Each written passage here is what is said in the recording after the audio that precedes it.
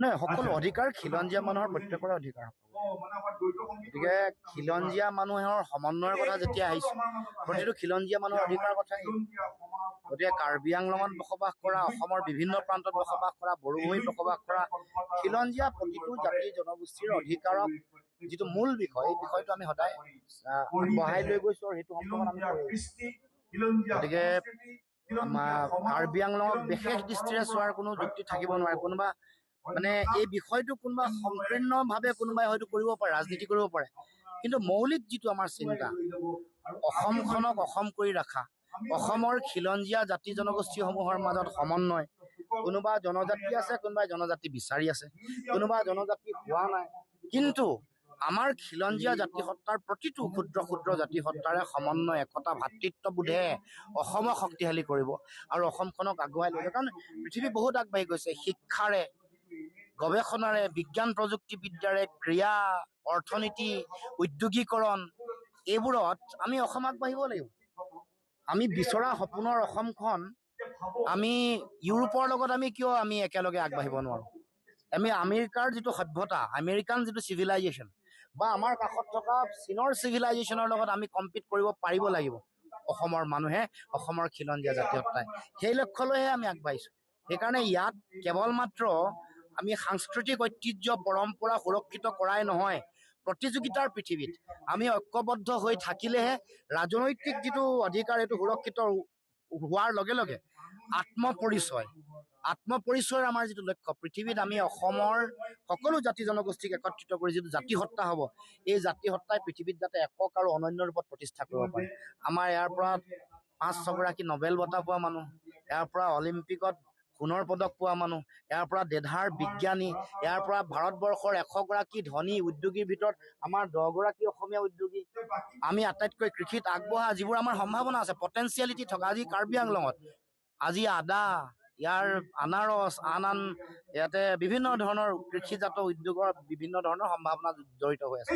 আনকি ইয়াৰ সম্পদৰ অধিকাৰ খিলঞ্জীয়া মানুহে, অসমৰ মানুহে পাব লাগিব। ইয়াৰ কয়লা যদি আছে, বিজ্ঞানসন্মতভাৱে কয়লা আহৰণ কৰাৰ পাছত কাৰ্বি ভূমিত থকা খিলঞ্জীয়া মানুহে কয়লাৰ অধিকাৰ পাব লাগিব।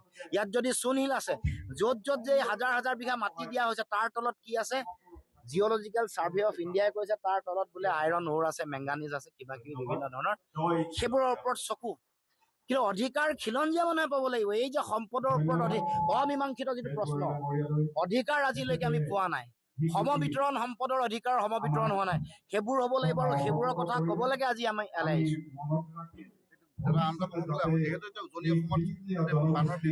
আন্তঃৰাষ্ট্ৰীয় খিলঞ্জীয়া দিৱসত অসমৰ প্ৰতিটো খিলঞ্জীয়া জাতিসত্তা আজি একত্ৰিত হৈছে আৰু একেলগে ঐক্যবদ্ধভাৱে খিলঞ্জীয়া দিৱস উদযাপন কৰিছে। এই ক্ষেত্ৰত কেইবাটাও সংগঠনে একত্ৰিতভাৱে এই অনুষ্ঠান আয়োজন কৰিছে। আমি আৰম্ভণিৰে পৰা অসমৰ খিলঞ্জীয়া জাতিসত্তাসমূহৰ মাজত সমন্বয়ৰ যিটো গুৰুত্ব, এই কথা আমি আগৰ পৰা কৈ আহিছিলোঁ যে আমি অসমৰ মাটিত প্ৰতিটো খিলঞ্জীয়া জাতি জনগোষ্ঠীয়ে ঐক্যবদ্ধভাৱে আগবাঢ়িব লাগিব। কাৰণ বিভাজনটো বিভিন্ন শক্তিৰ, ৰাষ্ট্ৰযন্ত্ৰৰ, ৰাজনৈতিক শক্তিসমূহৰ মূল অস্ত্ৰ। যেতিয়া বিভাজন হৈ থাকিব, তেতিয়াই বিভিন্ন ধৰণৰ শোষণ নিষ্পেষণৰ সুযোগ পায়। যেতিয়া বিভাজন হৈ থাকিব, সমন্বয় বিঘ্নিত হ'ব, তেতিয়াই বিভিন্ন ধৰণেৰে আমাৰ সম্পদ লুণ্ঠন কৰিব। এই যে মাটি বাৰী লৈ গৈছে, এই যে কাৰ্বি আংলঙত আজি হাজাৰ হাজাৰ বিঘা মাটি আমাৰ খিলঞ্জীয়া মানুহ, 6ষ্ঠ অনুসূচীৰ অঞ্চল, ট্ৰাইবেল বেল্ট ব্লক, তাত ভূমিৰ অধিকাৰ য'ত ক্ষুণ্ণ হৈছে, এইবোৰ মূল কথাটোৱে হ'ল যে আমাৰ যিটো সমন্বয়, একতা, সেই একতা বিঘ্নিত কৰি, বিভাজন কৰি তেওঁলোকে ইয়াৰ পৰা গোটেই কথাবোৰ লৈ যাব। এতিয়া এনেকুৱা এটা ঠাইত আজি অনুষ্ঠান আয়োজন কৰিছে, য'ত অসমৰ আদিম ভূমিপুত্ৰ, যাক কলম্বাছ বুলি কয় অসমৰ, তেখেতসকল বসবাস কৰা কাৰ্বি আংলং, অসমৰ প্ৰথম খিলঞ্জীয়া জনগোষ্ঠী বা জাতিসত্তা বুলি যাক কোৱা হয়, সেই কাৰ্বি ভূমিতে আজি অনুষ্ঠান কৰাটো মই ভাবোঁ যে অতি গুৰুত্বপূৰ্ণ, খুব ছিগনিফিকেণ্ট কথা। ইয়াৰ পৰা যাত্ৰাটো আৰম্ভ কৰিব লাগিব। মূল কথাটো হ'ল যে কেতিয়াবা এই চেতনা আহে যে আমি অসমৰ বুকুত আমি নাথাকিম, ইয়াৰ পৰা গুচি যাম। এই কথা যেতিয়া আহে, মই নিজে আহোঁ 600 বছৰীয়া ৰাজশাসনৰে গৌৰৱ উজ্জ্বল ইতিহাসেৰে পৰিপূৰ্ণ এগৰাকী সেই প্ৰজন্মৰে নাতি পৰিণাতি। কিন্তু মই কেতিয়াও নিজকে আহোম বুলি সুকীয়া যিটো আইডেণ্টিটি, এইটো দিবলৈ কেতিয়াও বিচৰা নাই আৰু নিবিচাৰোঁ। সেইকাৰণে সমন্বয়ৰ বাৰ্তাটো লৈয়ে মই ইয়ালৈ আহিছোঁ যে আমি একেলগে থাকিব লাগিব, একেলগে আছিলোঁ আৰু থাকিম। থাকিলেহে আমাৰ ভেটি শক্তিশালী আৰু সুদৃঢ় হ'ব। পৃথিৱীৰ লগত প্ৰতিযোগিতাত আগবাঢ়িব লাগিব। অধিকাৰ কাঢ়ি লৈ গৈছে। আজি আমাৰ খিলঞ্জীয়া মানুহৰ ভাষা হেৰুৱাৰ উপক্ৰম হৈছে। তেনেকৈ অসমীয়া ভাষা কোৱা মানুহৰ সংখ্যা কমিছে 10%, 8%। তেনেকৈ বড়ো ভাষা কোৱা মানুহৰ সংখ্যা কমিছে, কাৰ্বি কোৱা মানুহৰ সংখ্যা কমিছে, মিচিং কোৱা মানুহৰ সংখ্যা কমিছে। ভাষাৰ সংকট এফালে আছে, সাংস্কৃতিক সংকট আছে। প্ৰভুত্ববাদী আধিপত্যবাদী সাংস্কৃতিক আগ্ৰাসনে অসমৰ খিলঞ্জীয়া প্ৰতিটো জাতি জনগোষ্ঠীলৈ সংকট নমাই আনিছে। আমাৰ মাটি কাঢ়ি লৈ যাব বিচৰা হৈছে।